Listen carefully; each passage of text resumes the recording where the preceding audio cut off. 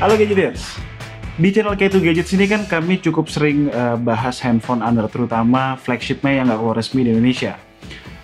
Mungkin kalian udah tahu ya bahwa handphone Honor itu diposisikan di bawah Huawei. Jadi setiap kali dari dulu tema besarnya kalau di handphone Honor tuh ada aja yang dipangkas supaya nggak jadi lebih bagus daripada versi Huawei-nya. Nah sekarang sepertinya pandangan itu berubah dengan munculnya Honor 30 Pro Plus.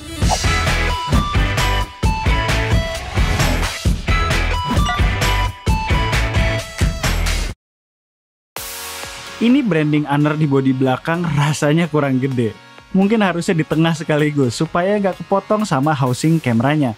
By the way, buat yang nggak paham atau bingung, yang tadi itu namanya sarkasme. Paham ya? Jadi tentu balik ke selera masing-masing lagi. Di luar itu, gue dan Kumar nggak punya komplain buat build quality dan desain Honor 30 Pro Plus. Ini adalah handphone Honor yang so far paling mewah, nggak kalah saing sama brand papan atas lainnya. Frame atas dan bawah yang flat ngasih kesan keren dan edge display memang selalu berhasil jadi eye candy. Sekaligus, kedua hal ini membuat gue teringat dengan Huawei P30 Pro.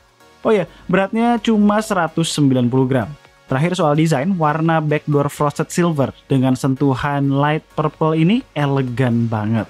Simply one of the best di antara handphone dengan backdoor frosted glass. Flagship Huawei aja masih nggak punya stereo speaker. Sebaliknya, Honor yang secara level di bawah Huawei udah pakai stereo speaker.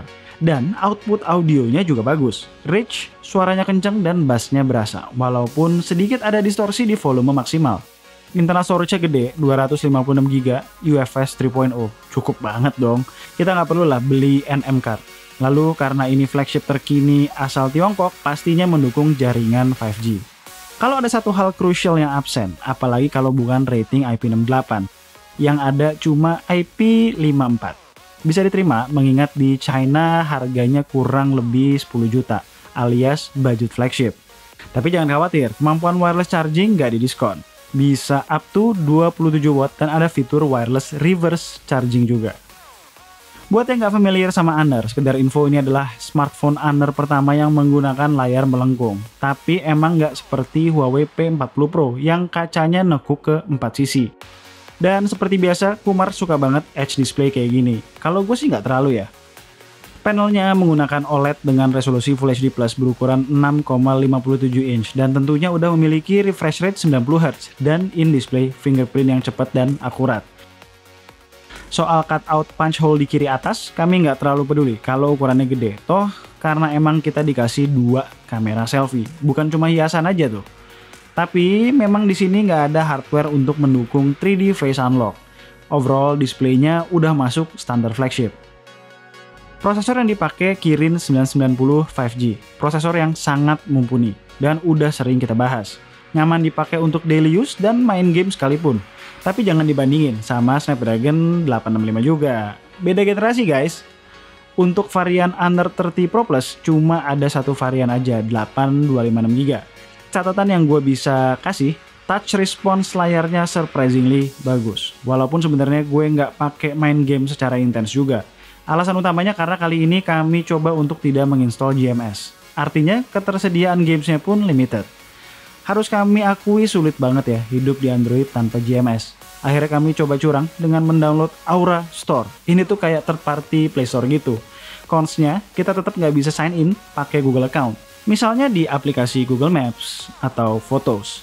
Tapi minimal aplikasi itu bisa kita gunakan. Walaupun memang nggak semua aplikasi yang kita download bisa digunakan, lagi-lagi karena alasan ketiadaan GMS.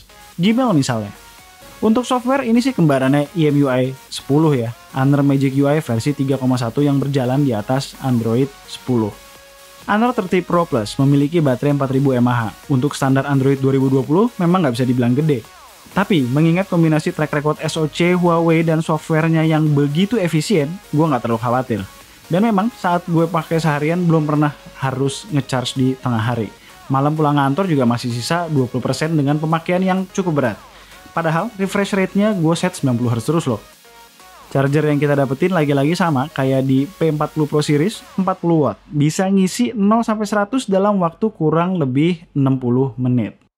Gak cuma housing kameranya yang mirip dengan Huawei P40 Pro, begitu juga dengan spek kamera utamanya. Bahkan sama persis, 50 megapiksel f1.9 dengan sensor berukuran gede, filter RYYB, dan embel-embel lainnya. Terus ada juga lensa periskop di paling bawah. Resolusinya 8 megapiksel f3.4 dengan OIS untuk jepret foto 5 kali optical zoom, 10 kali hybrid zoom, up to 50 kali digital zoom. Selain kamera periskop, spek lensa ultrawide-nya juga lebih rendah dari P40 Pro, 16 megapiksel f2.2. Terakhir ada depth camera 2 megapiksel. Untuk kamera depan ada kamera selfie 32 megapiksel dengan f2.0. Kalau P40 Pro itu f2.2. Ditambah lensa ultrawide 8 megapiksel f2.2. Untuk perekaman kamera belakang, resolusi maksimalnya itu 4K 60 fps, tapi yang lagi gue coba ini adalah 4K 30 fps supaya lensa periskopnya bisa kepake, karena kalau di 4K 60 fps lensa periskopnya nggak kepake. Tapi yang perlu jadi catatan, lensa periskop itu baru akan kick in minimal saat 5 kali zoom. Tapi tergantung kondisi cahaya juga. Kalau makin gelap, dia makin jauh baru kick in lensa periskopnya. Sama seperti kalau di mode foto juga begitu. Terus jangan lupa baik di mode 4K 30 fps maupun 4K 60 fps itu footage-nya stabil. Untuk perekaman kamera depan, Honor 30 Pro Plus ini maksimalnya di 4K 30 fps. Ini kalau gue lihat ya emang bokeh belakangnya tuh asik banget ya, mungkin karena sensornya juga besar, tapi memang yang muat di frame itu nggak terlalu banyak karena dia nge-crop. Tapi santai aja, bisa kita switch ke lensa ultra wide. Tapi emang kalau kita switch ke lensa ultra wide ya jadinya kualitasnya menurun karena kan juga speknya lebih rendah dari kamera selfie utama. Dan yang nggak kalah penting kalau dipakai buat jalan, buat vlogging, itu dia footage-nya stabil. Khusus kamera selfie, gue merasa ketajamannya tidak sebaik P40 Pro, terutama di kondisi medium lighting. Tebakan gue, masih perlu software update nih. Karakter foto-foto dari lensa utama yang dihasilkan udah ketebak, mirip banget dengan P40 Pro. Yang utama detailnya itu loh, gokil banget dalam berbagai kondisi. Ditambah natural bokehnya cakep.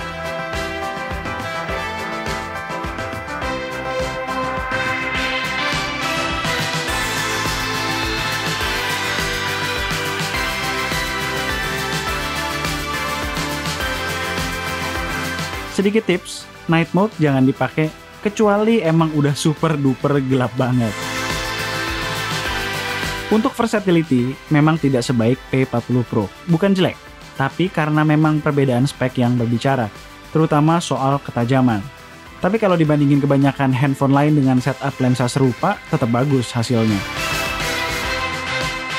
Oke, jadi itu adalah Honor 30 Pro Plus. Sebenarnya kalau kita lihat-lihat ini lebih dekat ke Huawei P40 Pro dibandingkan Huawei P40 Pro Plus. Ya, plusnya itu sebenarnya cuma melambangkan bahwa ini adalah varian tertingginya. Kalau harus dibandingin sama P40 Pro, gue jujur aja secara desain lebih milih ini. Terutama tuh desain flat top and bottomnya. Terus juga ini udah stereo speaker loh. P40 Pro kan belum. Terus kalau yang jelas di bawah, ya ini nggak ada IP68, terus juga nggak ada 3D Face Unlock, terus spek lensa periskop dan ultrawide-nya masih di bawah. Intinya, area yang didiskon itu bisa diterima.